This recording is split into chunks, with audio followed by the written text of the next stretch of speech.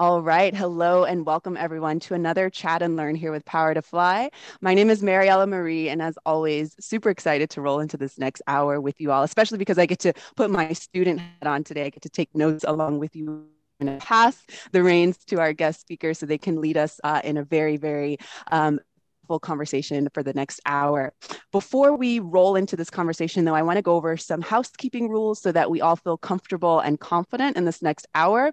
I like to remind us all that we are going through some crazy times. Seems like the world is topsy-turvy. Of course, you don't need a reminder for that. But I just want to respect everyone's time and say thank you for choosing to be with us for this hour if you're watching live, or if you're rewatching this later, thank you for taking time out of your schedule to listen to this conversation. With that said, if you're live with us, participation is key. We want you to maximize this time you have with us. So you can participate with us by turning your cameras on if you feel called to do so. Of course, no pressure there, but we believe in visibility here at Power to Fly. So we invite you to turn your cameras on and also hop off mute or write in the chat box whenever you have something to share. Please, let's respect everyone here. I'm not afraid to kick anyone out of this call. Let's have one person off of mute at a time if you do decide to hop off mute. And of course, if you do decide to hop off mute, you will be featured in our live recording as this is being recorded. So this is another great time to mention stop multitasking if you can and be present with us for the next hour. I know that might be difficult for some of us to do, but we really want you to participate, and that will help you focus on this conversation by closing those tabs, stop multitasking, and be present with us here so that we can hear from you. If you have any sensitive information and you prefer to be kept anonymous, you can find me in the chat box under Mariella Marie.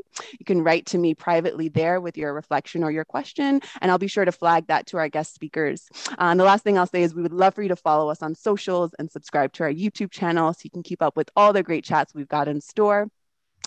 And without further ado, I'm just going to present our awesome guest speakers that are here to drop a lot of knowledge with us today. So we have Lauren on the call here, who's actually, when she finishes this call, she's going to be moving across the country to Los Angeles, to my birth town. So let's send her a lot of mojo there so that she can have safe travels. Lauren is a sales leader and growth strategist, helping companies center their sales strategy in empathy and true connection to their customers.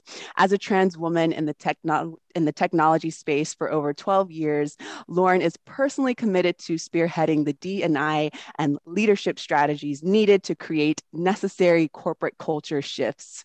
She is currently head of growth at ThinkHuman, where she helps companies develop inclusive leaders through cohort-based training and coaching that elevates emotional intelligence, which I love to speak about. So thank you, Lauren, and creates long-lasting behavior changes. So thank you, Lauren. We're going to hear from her in just a few moments, but I would love to move on to our next guest speaker, Fatma, so that you can learn a little bit about her before she goes into her presentation today. So Fatma is a community builder and experience designer who supports organizations and community leaders in creating impactful moments, conversations, and experiences that align with their values and intentions.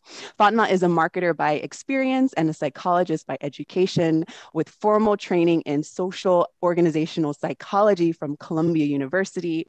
She is currently head of community at ThinkHuman, while also focusing on social justice and equity work. Let's give it up for her. Outside of work, she finds inspiration in her roles as an artist, musician, yogi, and ongoing interfaith dialogue and meditation student. So I know that you all are super excited to have them turn their mics on and drop a lot of knowledge today. Just want to go over some principal themes that they plan to cover in this next hour to set the stage for the conversation. So some of the principal themes for today's conversation are firsthand experience and stories about workplace trauma, actionable ways to give space for psychological safety in the workplace, and the positive impact having hard conversations can have in your team's well-being and psychological hygiene. So with that said, I'm going to stop sharing my screen. I'm going to pass the mic now to Lauren and Fatma. Thank you both for being here today. Go ahead and take it away. I'm excited to have you all share knowledge today. Thank you so much, Mariella, for this beautiful introduction. And thank you all for being here and for turning on your cameras. I'm actually impressed by how many people. I'm excited. What a treat. And I could already feel that people are going to get involved in the conversation, which makes me even more excited. Actually, Mariella, someone mentioned in the chat that they would like to have the captions on. So if that's possible, that would be great. Could we do that? Yep, looks like it. Yes, if you all continue, I will get that happening in the back. So continue on with your presentation. I'll get the closed captions on. Thank you for that. Sounds good. So the way we're actually thinking about having this conversation is like a dinner table conversation of me and Lauren, starting to talk about what we already talk about a lot at ThinkHuman. So I want to set the stage with how we even wanted to have this conversation started here at Power to Fly. We were seeing and hearing a lot of clients and teammates share vulnerably about their past personal traumas and experiences, and also the ones that happened at work, mostly with everything that happened the past year, how it is affecting them. And we recognize that if the workplace doesn't recognize the problem and provide support, that it can be challenging for the person to actually get over the trauma and to be able to process it.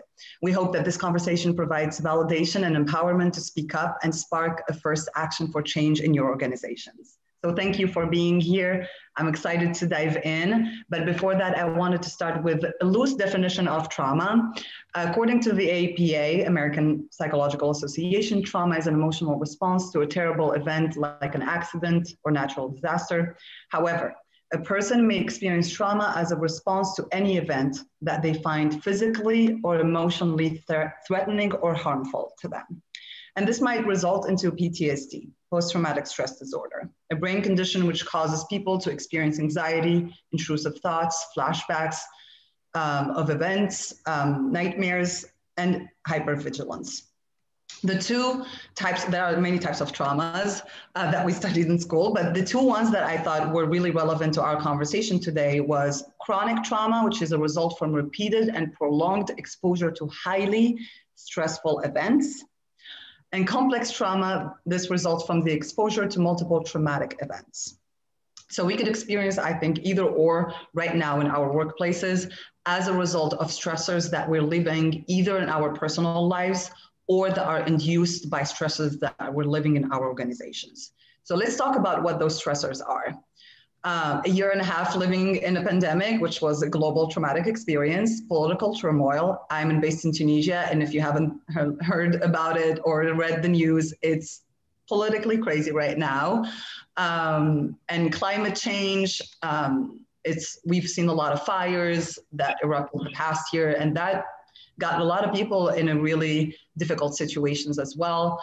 Other stressors from our organizations that we might be experiencing are pressure to overwork, racial and sexual harassment, being pushed to engage with graphically violent or racist content, racism, bullying, poor work-life boundaries, increased time spent listening to traumatic information from clients or peers or teammates, the level of responsibility increasing and not having inadequate support, not having adequate support or supervision, changing work conditions and life conditions.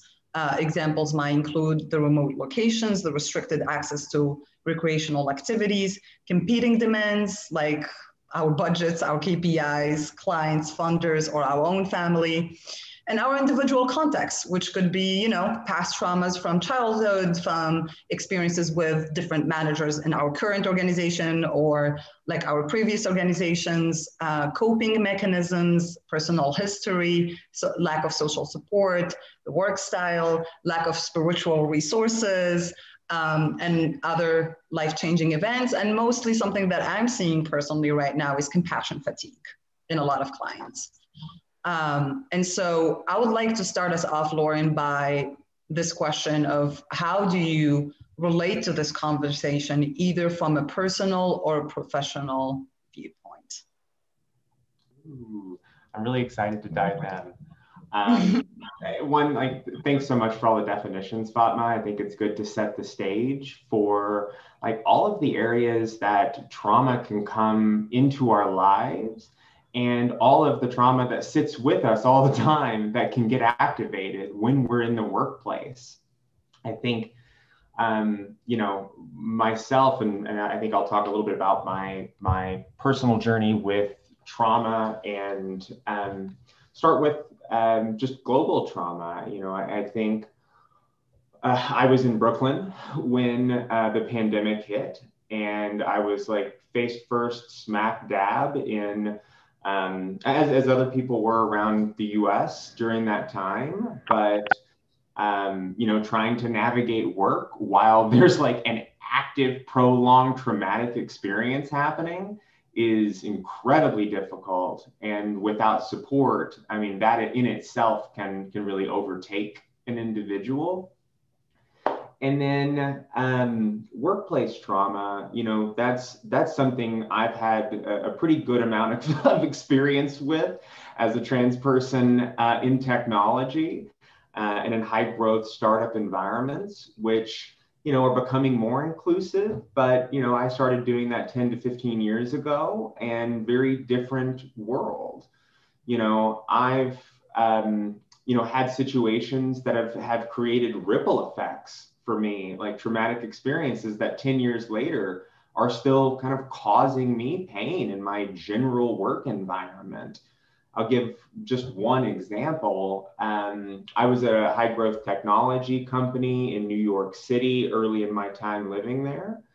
And that was actually one of the first places I came to work really, as myself, as Lauren, as a woman in the workplace, and was working on an all male team and had a brand new chief revenue officer that came into the company, and who was an older cis white male gentleman, and ended up coming in and changing the culture on us. I ended up finding that I was being underpaid by 24, 25% than all of my male colleagues, even though I came into the job with almost double the experience and having built companies from the ground up. And when I brought that up to my boss, they kept pushing back. They gave me like the minimum amount to shut me up. And then about 6 months later, went ahead and just fired me for absolutely no reason, with complete, all of my performance reviews were perfect. I was the top sales rep that quarter. I was in a groove. I had great people I was working with. But because I spoke up and said, I'm not going to put up with this, I was branded as a troublemaker, as somebody who's not going to go along with the flow and get treated that way.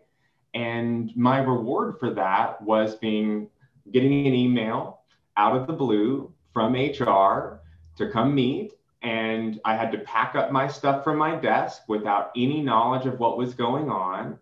And then I have to go back out into the market as a trans woman and experience the difference in how hard it is to get hired. So two of my male colleagues had been let go weeks before because of underperformance. And I saw them within 1 month get jobs at some of the best technology companies in the world. And it took me over 6 months as a highly skilled top performer in technology to find another role.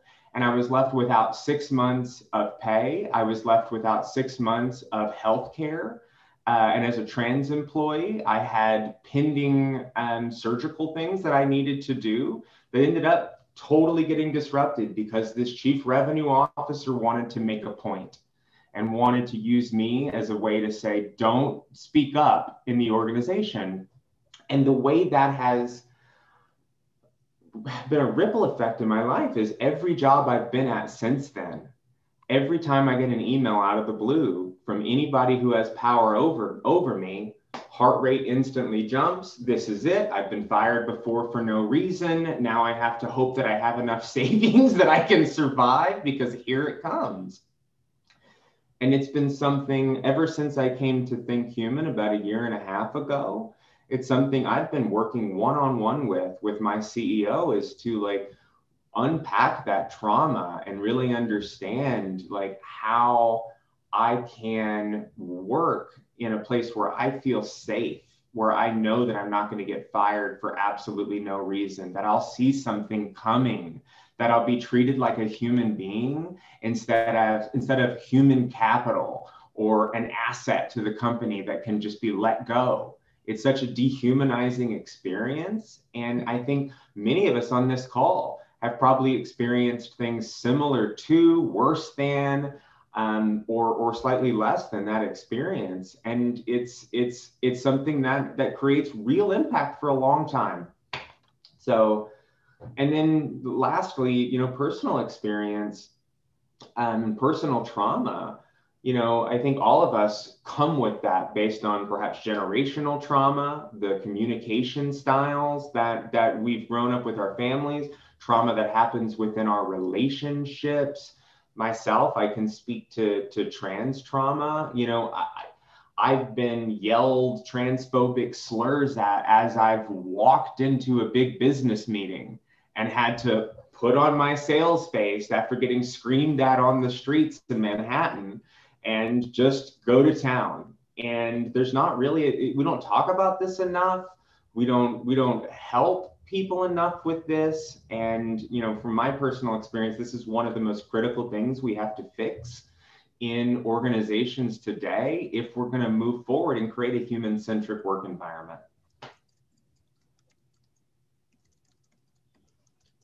So much in there, Lauren. Thank you so much for sharing. I see like the comments, people saying, thank you so much for sharing. I relate, I understand, this is horrible. This is really hitting the trigger button. So true, we don't talk about this enough or at all. It's really interesting. And that was our hope from this conversation, Lauren, is to actually have share in community stories that could actually have people feel validated, that they're not, because there is alienation also that happens in trauma. It's like you think you're the only one, you're like the troublemaker. That's something that you mentioned. You're the rebel who's trying to speak up against the system. And we had actually a question from the community around that we're gonna get into later on. For me, I think like when I relate to this experience, like I see it more from a personal point of view, because this is like an area of growth for me that I've been focusing on the last few months. And to your point, Lauren, we come with a lot of baggage and a lot of history in our organizations, and we spend 8 hours in these organizations. So sometimes like having the space to actually, when we see that trauma being activated, to have the space and be supported to just like start healing could be life-changing. I grew up in a very unsafe family and household, and I always thought of like me using my voice as the most unsafe thing I could do, because it could actually like create more drama and more like feelings of unsafety. And like we can't dissociate that personal experience from like the work, because I took that through high school, through college, even getting into like an Ivy League school. I thought of myself as like the diversity hire-ish kind of thing, and creates like an imposter syndrome almost. And what ends up happening is either I hold like a poker face and don't use the voice for anything, because I know I'm gonna be in trouble if actually that happens. And, it showed up at ThinkHuman the way that was the first time I actually recognized it and got aware of it and realized that by having the safe space, I could be able to use it without having any negative repercussions. And, it ties also to performance. If someone doesn't feel comfortable using their voice, of course, they're not going to be creative. They're not going to speak up. They're not going to even share like the mistakes that some people are having like towards them, either like from an oppressive perspective, from a racist perspective. I had managers before, like because of my Muslim identity, telling me that I won't ever find another job. or I needed to change my name if I wanted to be included in a place like the United States. And it's funny because like when you are not connected to like your worth and your value, you just think that that's allowed, that's okay, that he's actually right, and that you can't even like speak up to that. And I just want to connect the idea that it's so like healing and empowering to have a manager that actually could understand those things, not become a therapist, but understand them and give place for them like to heal, like asking you for your voice and your opinion, like bringing you into meetings where you feel like it's mostly leadership teams, but it sounds like your voice also matters. It's just like a few actions that people could do at work that could reverse that trauma. And it took me like 1.5 years to actually feel safe and start to speak up. Even being here in this room was not something I could imagine 4 years ago. Yep. And I wanted to ask you also, Lauren, what beliefs did these experiences create, and how did this affect your ability to show up authentically even at work? Because like we could talk about our traumas, but like it's important to know like what are the underlying beliefs that were created because of that. Like with my story, like my voice does not matter. Yeah. I mean, the belief that came from that is no business cares. And that you're on your own all the time. And you can't believe or trust anything that comes from anybody in power within an organization, because they're only looking out for themselves and the company. And that's the belief that comes when you treat people like that. And then you actually, like, if you don't fix it, if you can't create an environment where that is healed, then you've just got people that are constantly in fear. And it's I think that's what we see in a lot of our, like, with the way we do at will employment and the limited rights that employees have in today's structure and system that we're in. And it took a while for me to believe a company could actually care about their people. And it took me having extended periods of being at a company that treated people like human beings to have that shift. And so there's a lot of work to overcome, and it's not something that can just be said. It has to be something that's shown, I think, and experienced. Mm-hmm. And when that happens, then you can start to heal. Yeah, I saw someone saying it's even worse when leaders say, bring your authentic self. I just want to vomit when I hear that, because I'm like, are you creating the space for that, for people to bring their authentic selves? Or do you get very uncomfortable the minute they actually bring up something from their life happening right now? I heard of a story from an HR person that really got me like really, really sad. There is this company where they have them. I mean, a lot of people experienced trauma this past year. And in this company, someone, like a man, has lost his wife and his daughter to COVID. And he was expected to have the same performance. Mm-hmm. Yep. And I just was like, even from leaders, like they were just annoyed that this guy was not showing up. And the guy ended up leaving. And of course he ends up leaving because he didn't have time to grieve. If grief is not something that we can even create space for in a pandemic where like thousands and thousands of people have died, that was like the ultimate test to our empathy and compassion.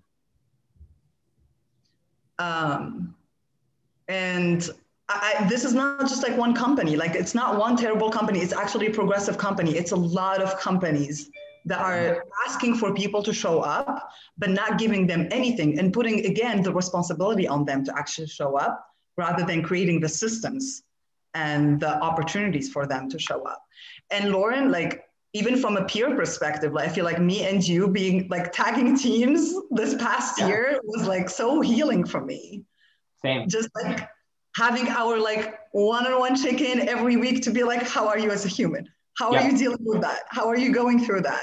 Because like both of us went through so much. Massive changes, massive like location shifts, life changes. And I think we don't make enough space within our organizations and business because for humans to be human. And what you said was so spot on. And I've seen at highly progressive, quote unquote, companies, well, sorry you're going through that, but you got to hit your numbers exactly or you're out of here. Bye-bye. Too bad for your family. Like, what? I don't understand how humans can be like that and be so callous. And I think it happens because people look at people on a spreadsheet and can somehow disassociate and not connect with the human. And I think it's a very limited emotional maturity, like very immature emotionally people who are in charge of a lot of organizations, unfortunately. Yeah. I want us to move to talking about anti-oppression work. because I think that's very important as well. And I love having you all in the chat. I like, even though you're not coming off mute, like it really feels like you're here. So what is the place of anti-racism and oppression work in the conversation for underrepresented groups, people with disabilities, LGBTQ+, and BIPOC communities? Someone actually submitted a question that me and you, Lauren, had like a strong reaction when we were prepping for this. They said, I have a lot of workplace trauma, specifically around issues with racism. How do you know when to quit versus when to stay? My mental health is affected.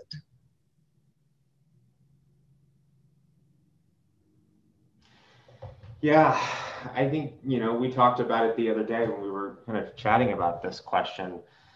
I think, one, the place of anti-racism and oppressive work, in this conversation, I think they're directly intertwined, right? I think humans in general come with trauma debt, whether it's generational trauma we inherit from our families, whether it's our lived trauma experience as just a human being, or as an underrepresented group, it's the general trauma of living in a society that doesn't see you or sees you and doesn't want to see you, that you bring into the workplace with you. And I think as leaders, as people, in a business community, we really have to think about that and know that as people come into our organization, especially from underrepresented groups, we got to support them. And we got to make sure that they are taken care of and that they feel really safe emotionally to let us know what's happening and what's going on and how we can help if possible. I think they're so intertwined. Yeah. For me, it's like when I think about this question, like I immediately went back to like that period where the murder of George Floyd happened, and like just imagining what a Black employee would go through, having to like see those images and go to work the day after and not even be asked about their feelings or like where they're coming from about this experience, or like how they're reacting to it, or even given days to rest. Because at the end of the day, like if you identify with a group and you see that group being harmed, like that's also touching your own safety in the world, because you don't know when it's going to be your turn. And this is something that I lived a lot because of, the notions of terrorism that are well spread in the United States. Like whenever any terrorist attack happens, like we're all watching, we're all like, okay, but something is going to happen to me now. Yep. And because even though I'm not like, included in these kind of criminal actions, it's like we still feel the repercussions of it. And my thinking around this is I almost want to call for reparation, not just like understanding. Like what can you do as a white passing or a white person or privileged person? What can you do what can be your form of reparation? Like, to me, that sounds like even further than just like acknowledging and staying with emotions is great. But I think, Lauren, like, I want us to be more, even more bold about it and push the envelope to the system has been rigged for a long time. What are you doing to fix it? Yeah, I think you're spot on.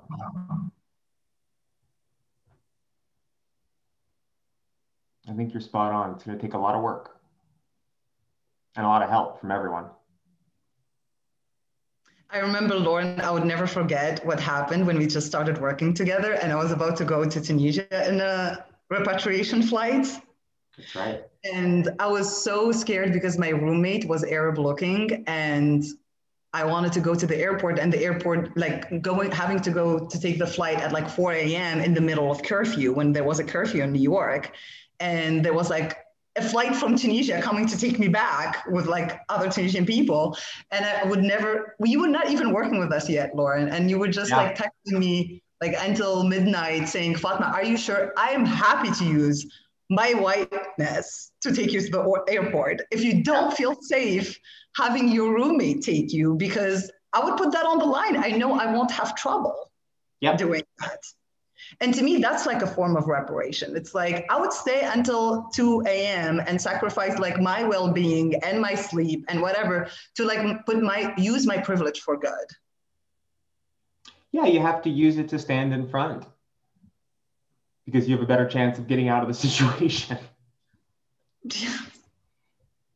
And that's just the reality.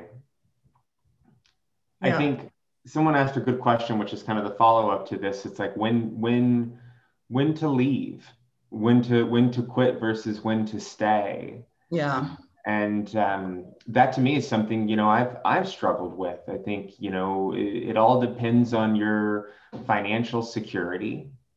It all depends on the situation in the world. And I think you really don't know until it like hits you that it's too much and it's time to leave. But the thing I would say to people right now is, this is a great time. We got, you know, there's lots of companies out there looking to hire, especially if you're in HR or technology in the spaces that a lot of us are in. Mm-hmm. Like if you're at a place that is not making you feel like you belong, if you're at a place that is making you feel oppressed and continues to traumatize you, there are companies that are better. And the ones that aren't, they're going to fade away and they're going to die. Like that is it. They're not going to make it. And the world is too transparent now for that to continue going on and continue to happen with Glassdoor, with LinkedIn. People are speaking up. They're tired of it. And the power is back in the employee's hand, as it should be, as the person actually doing the labor. And I think, you know, from an underrepresented group and like from a trans person's perspective, like leaving a stable company, especially if you have access to healthcare, is incredibly terrifying. So you got to make your own choices, make your own path, and know when it's right for you, and you'll know. Yeah. I would add also, have the conversations with your leaders, with your peers about what you're experiencing. That could be always the first step. Yep. Look around and gather data about how these people are reacting to that. Are they listening? Are they giving you time and space? Or are they trying to wrap it up because they feel uncomfortable? Are they like taking that up to leadership and trying to make them like to include them so you can resolve this issue? Or there is like some toxic gossiping happening behind backs? Like, do you feel like people have the intentions of actually bringing this up as a data point about your culture and your system? Or are they trying to just like forget about it because they feel uncomfortable, because they don't want to speak up? Because that's very important. If you don't feel like you have allies in the company, then that's your signal that you actually need to leave. Yep. Because we normalize being like uncomfortable in companies because we're tied to a paycheck. But like Lauren said, there are a lot of other really good companies that are hiring right now. And the pool of companies to which we could work for is like even bigger, because you could work in a company that is in Europe now. Yeah. It is possible, or in a different place, or in Australia. And I think like gathering the data, like that's what I want to like say, is like gathering the data about what is happening behaviorally and culturally in your company that would make you either feel good about staying or feel even more pressure to leave. And if you feel even more pressure to leave, that's your guiding system. You're just like out. Bye. Yeah. Alrighty. I was going to get into the conversation of how do we as white passing folks take our responsibility in interrupting oppressive and potentially traumatic narratives. Yeah. I mean, this is something I think about a lot. As a white trans person, I do carry white privilege. as well. And I'm of the mindset, and I tell all white allies, use your voice. Use your voice. Speak out when you see injustice. Speak out. Like you have intrinsic power that's bestowed upon you within the systems that are in this world and the structures.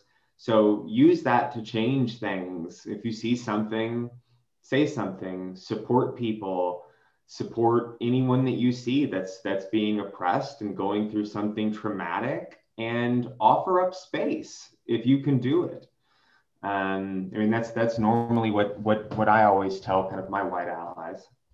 Yeah. I love those, Lauren. I would also add advocate for change in the system. Yep.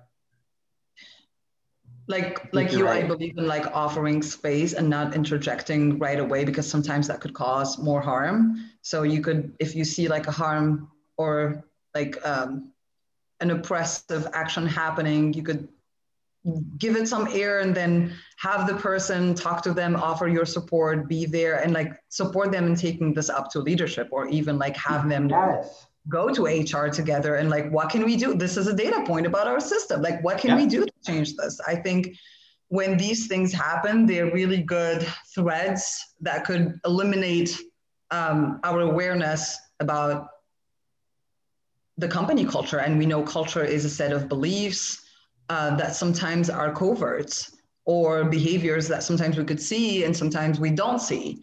So if you actually focus on that, that could be helpful. And training managers to be able to have these conversations. And absolutely. I these think are hard conversations to have. Like this is not easy stuff. And people who are in those positions of power need to be trained to have these kinds of like emotionally intelligent and elevated conversations where you can approach it with empathy and compassion. And I think a lot of that really is missing in the way we think about what it means to be a leader in an organization today. I think we lean into a manager, but that's the least of the job that we can keep people on track and task, probably with robots very soon. But the emotional human connection and support and nurturing and coaching that needs to happen, like that's what we need our leaders to really be uplifting and growing in. Very well said, Lauren. Thanks. So this question came from a community member. This is also a tough question. How do you recover when multiple traumas have left you doubting your self-worth? How are you supporting yourself to heal from these traumatic experiences? Do you want to start on this one, Fatma? You want me to? Yeah, sure. I definitely think healing is like a complicated and non-linear path. It's definitely not something that you can get just from the organization, but the organization could be instrumental in actually supporting that healing. And that could show up in many ways. Mm-hmm. That could show up if therapy is a good thing that you want to explore to heal. That's something that your company could offer in your benefits. Coaching, sometimes embodied coaching or holistic coaching, could actually offer a lot of healing opportunities as well. And this is when I talk specifically within organizations, how you can actually get those opportunities. Having really beautiful and loving dynamics and relationships within your team, where you could be vulnerable, where you could share with, like, you could have conversations that feel real, that feel personal, that feel comfortable. That is healing in a lot of ways as well. I could attest to that because I had Lauren. I have you, Fatma. Yeah. And like, I think the path to healing is like, first, like being aware of it, being aware that something is being triggered from the past. It could happen in a conversation with your manager where you feel like very triggered, and you could start by sharing that experience, or like that you're having flashbacks from old experiences, and you could spark a conversation for support from them. They could like orient you to other places in the company where you can get support. we've seen with our clients, Lauren, like circles of support that they've done that were like beautiful, amazing and beautiful, that were really well thought out and well curated. And sometimes companies have that. So like your manager can not only offer you the dynamic of the relationship to heal, but they could also offer you the resources in the company that you might not be aware of. They could like redirect you to HR to like see the benefits. They could also be using benefits that could support you as well. So I think like the healing could happen in like many ways, and it's not like one pathway. I think like crafting your own pathway would really be the best thing. I definitely crafted mine between like my peers, between my leaders, between having like a coach that is supported at ThinkHuman, by having like a therapist here in Tunisia. And it's definitely have not been linear. I've been like it's been like ups and downs of like trigger, no trigger, trigger, no trigger. That's the way. I think you're spot on. You're spot on, Fatma. I think it's not linear. It is not fast. It's not easy. It takes a lot of introspection and work and self-care and time that we, especially anybody in a high growth, fast paced company, knows there's so little of, or that feeling of there's, so little. Therapy is huge for me. If your company doesn't have a healthcare plan that covers therapy, or you can't find a therapist that is on that, advocate for that. It's a win-win all around, and we all need that support, especially with what we're going through globally, added on to everything that we already bring to the table. Something that helped me in this around self-worth. As a salesperson, your self-worth, especially if you're early in your career, is always tied to the number that you bring in, the dollar amount that you bring to the company, and it's reset every single quarter. And if you let it get to you, if you let yourself be elated when you do a great job and you're rewarded and you over exceed, but then get crushed the next quarter if you fall under, or something you don't quite hit. I had to, early on in my career, and this has, I think, helped me like not tie my career to my self-worth, is separate like you as a human being from the work you do at your job. They are not the same thing. You alone are worthy. You are fabulous. You should not self-doubt yourself. You are enough. And the work side of you is something that's always a work in progress. It's never going to be perfect, and it doesn't have any bearing on your value as a human being. And that is a hard realization to make, and it's hard to do in practice, but it's something that's helped me out a lot. Thank you, Lauren. That was a really good point. I was responding to someone who said, Veronica, yes, boundaries organizations should include training on boundaries as part of their L&D programs. I could not agree more. I'm actually advocating for it at ThinkHuman right now. I'm like, when are we creating that training? When? I agree. I want it. I think it's so important. And we like disempower employees to set boundaries all the time. I think it's part of the way work is structured. And we need to get better as leaders, being able to accept boundaries from our employees. We need to get better, able to create boundaries for ourselves and co-create a way of working together as two very different humans. We're all so different. And we just have to actually be honest and authentic and feel safe, psychologically safe enough to have that authenticity and honesty without being worried about repercussion. And I think that's like the heart of it. You can't have that without psychological safety. You've got to create that in an organization, or none of this great stuff can work. Yeah, I really feel like boundaries could be attached to psychological safety in a lot of ways. I agree. Yeah. Okay, how can we work with leaders? This is also a question from the community. How can we work with leaders and middle managers to help them promote psychological safety to their teams, but also create it for themselves? And this is like the conversation of boundaries, definitely what Lauren just shared about communicating them, modeling them, and actually showing them so people can feel authorized to create those boundaries. Because if the leader doesn't show them and doesn't live them, people are going to think that yes, they also are expected to work very long hours because my leader is doing it too. Why wouldn't I? I'll be rewarded for that, right? Yep. Lauren, do you want to give other examples about how middle managers can be supported, or I can go if you want? Yeah, no, I'd love to. I think as an organization, our middle managers have a tough job. They are stuck in the middle. They're normally managing a lot of people. They typically have very little experience, and a lot of organizations very little training, and have been promoted up from an IC into a role that is hard because they themselves don't have all that much power within an organization. And so I really feel the emotional intelligence work and training and helping people grow as a human to be able to interact better with other human beings and understand the way we communicate, the way we trigger each other, the way we act when in a trauma response, fight or flight.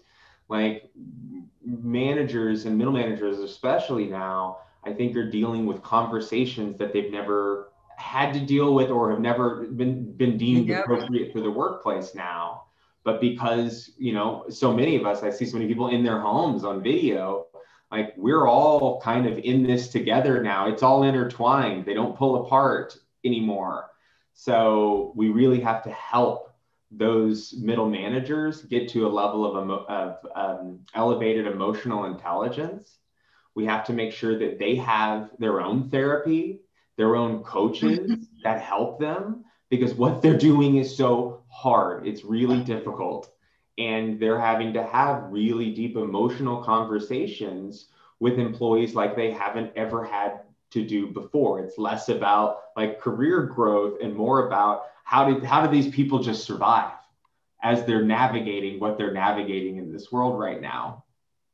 And I think as an organization, we have to create a long game strategy for building psychological safety. Yes. And I think emotional intelligence is the critical first piece, and then training and how to establish psychological safety, showing examples to the company of things that are going on in the organization where someone brings up something that's wrong or something that needs to be changed, and they were heard in a safe way, and that change has been made. I think our leaders, especially up to the executives, need to be those that are the example and that are listening and that are not reactive. But to do that, they all need to go through their own healing work. They all need to go to therapy. They all need to figure out what their trauma triggers are, because I mean, if an executive is triggered, you've got a nightmare on your hands. Like the impact they can have in the organization. Yeah. Like I've personally seen in another company I was at one point, a female sales executive who I really looked up to. She got triggered as a man was brought in as a chief revenue officer, different company, same kind of story.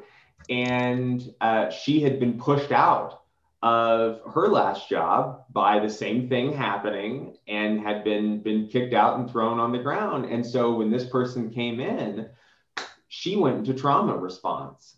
And what that meant for her is building a wall and a team that could defend her. And so suddenly she's creating these like wild scenarios of having to be on her side or on that person's side. So it was like choosing sides within the company and a lot of fear and scare. And I saw that impact probably 50 people in a company because one person wasn't dealing with their stuff and they were in power and they were pushing all that shit down on other people. Yeah. And you've got to get your mental health in order from the top all the way to the bottom, or you're going to be dealing with some really hard things all the time. Yeah. And it could show up obviously in like their behavior, their communication style, the way they give feedback. Yes. They could be giving feedback that feels triggering to people because that's the way they received feedback, because they could not acknowledge mistakes or like move forward from them because that's something that they dealt with. So I'm seeing here Simon Sinek, Brené Brown, Kim Scott, Yes. able to read and follow. Yes, Veronica, I definitely agree with you. I think too, you know, to move people forward on that. I mean, that's a lot of the work, you know, we do at ThinkHuman. It's making sure people have the resources they need to be successful in their roles and to become an emotionally intelligent and elevated human being that's set up for kind of this new world of work. And, you know, all of that needs to have foundations in creating psychological safety, elevating emotional intelligence, creating inclusive environments where people feel like they belong, and creating like clear ways that we give communication, clear ways that we receive feedback, learning how to delegate properly. Most of our managers are working on automatic. Like 80% of them just go with what their gut says is right and have very little training. And so I think we need to get really real in our organizations as to the emotional training that we have to give people, because this is not going away. This is becoming more, I think, profound as honestly, global events are traumatizing us as a society. Still continuing. We need our managers equipped. Agreed. Mariella, I know you wanted some time for Q&A. Yes, but you know what? You all are going through this beautifully. And I guess I would just invite you to keep going. We've got so many things happening in the chat box. Is there anything that you all want to highlight that you see coming up regularly? I was interested actually in the question about resources, and you all have been able to share resources because I love all of the heart behind this conversation. And I know that we have a lot of people who are like, okay, what can I do right now? They want to like start with their calendar. Hopefully, you all want to start to prioritize and put this in your calendar to work, right? Lauren said that this is a long marathon. It's not going to happen tomorrow. So what is something someone can do today? What's a resource they can pick up today? I would love for you all to kind of close this conversation with some sending people either, you know, to your website or signing up for a workshop or, you know, picking up this book or podcast. What's something that you all recommend? Yeah. Lauren, I will let you speak about our workshops at length. Great. And I recommend Unlocking Us as the Brené Brown podcast. That one was very supportive this past year. Love that podcast. I'm a huge Brené Brown fan. I've read all of her books. Helped me greatly. I'd obviously recommend picking any of those up if you haven't read them and really diving in. It changed my world around really being vulnerable and 100% authentic and not letting anyone get in the way of that. So that's a great resource. More kind of business-wise, I think, you know, a lot of this work is training. It's training and workshops, and it's getting people developed in the skills they need in this new world that we're living in that should have been developed in the old world, but now are proving so critical. So for the work we do, and there's companies out there that do things differently than we do, but are, you know, focused on similar outcomes. But for us, it's creating training that takes leaders on an evolutionary journey. We have long-term behavioral change focused trainings that are less check the box, framework oriented stuff, and more about how do we actually change someone's mind? How do we get them in a mode of that aha moment where they in their gut understand the difference. They understand how something they could have been doing is oppressive, how something they could be doing could send someone into a fight or flight response because of just the way you naturally communicate as a human being. And so all of our trainings, include emotional intelligence work. As Fatma said, boundaries, we'd love to build into them. So boundary workshops that you have or books around boundaries would be really helpful for organizations. And then I think creating moments for humans to connect authentically. So in a lot of our workshops, they're like 3 or 4 hour, really deep, small group, 12 to 20 participants, where we intentionally build not a safe space, but a brave space for people to authentically speak, where they know that they will be supported in whatever they say. And the goal of what we're doing is to help them move along and develop. And so it's getting people deeply into that growth mindset of how do we want to move forward? Like, who do we want to be as not only a leader in an organization, but who do I want to be as a human being day to day? And how can I do that better and more supportive to the humans that surround me?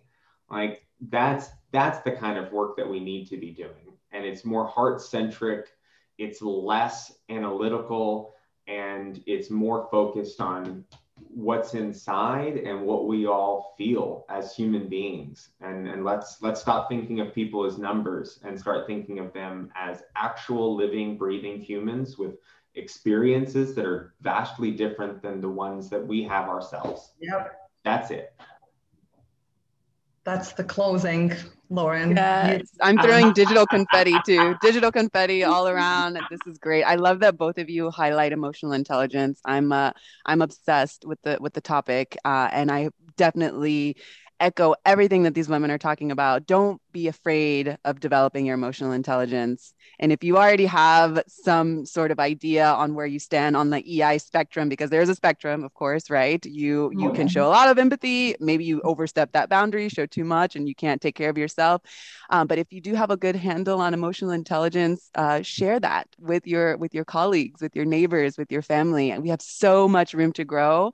And both of you have invited us to really be intentional about that. So I just want to say thank you so much, Fatma and Lauren. Thank you, everyone, for joining this conversation. And I would love for you to remind us how we can get in touch with both of you when we finish this conversation, and anything else you'd like to just close this conversation with. Please take the mic. Can we have some music, please? Yes.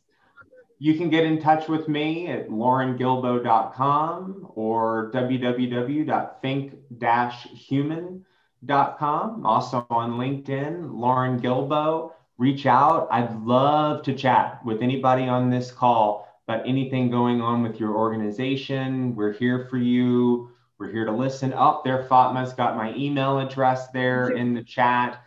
Would love to hear from all of you. I'm a huge connector and I just love talking to people. So don't be shy. And thank you everyone for your contribution to this. Like, it was really beautiful. It's nice to feel in community. And to see you in the chats, like so many valuable insights and questions. I was just like drawn to it. I was like, I want to see what are they saying? It was so interactive and so much fun. Thank you, everybody. This has been a true treat. Yes, thank you both. Thank you, everyone. We'll see you on the next conversation. Hopefully we can get you both back to drop more knowledge.